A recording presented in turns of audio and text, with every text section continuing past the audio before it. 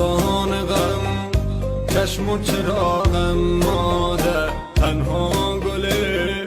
گلزار باغم مادر، بعد از خدا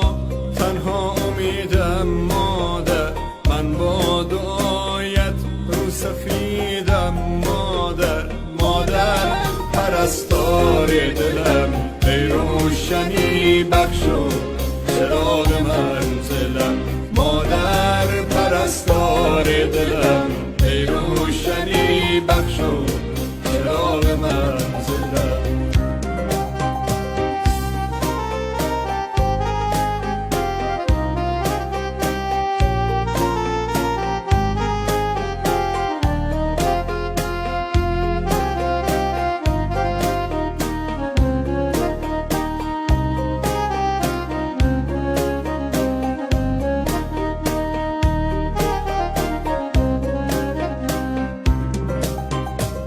قلب منی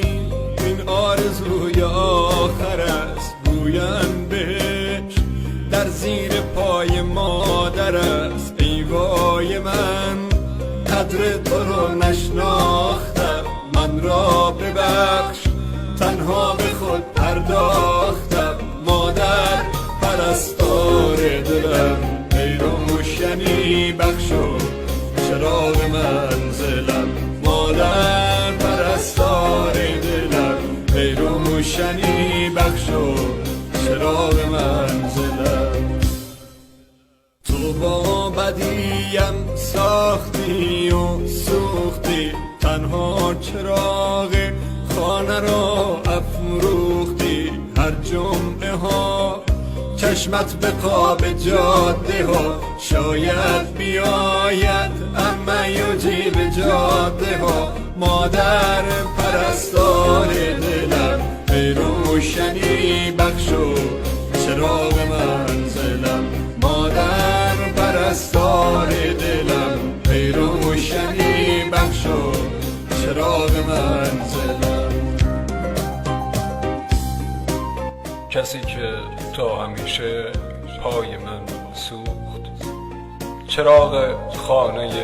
سرد من افروخت، شبی که سر به بالین تبم من،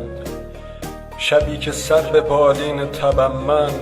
زمین و آسمان یک جا به هم دوخت، زمین و آسمان. مادر تویی دار و ندارم مادر، بعد از تو من دیگر چه دارم مادر، ای گریه‌ات پشت و پناهم مادر، من با دعایت رو به راهم مادر، مادر پرستار دلم، ای روشنی بخش و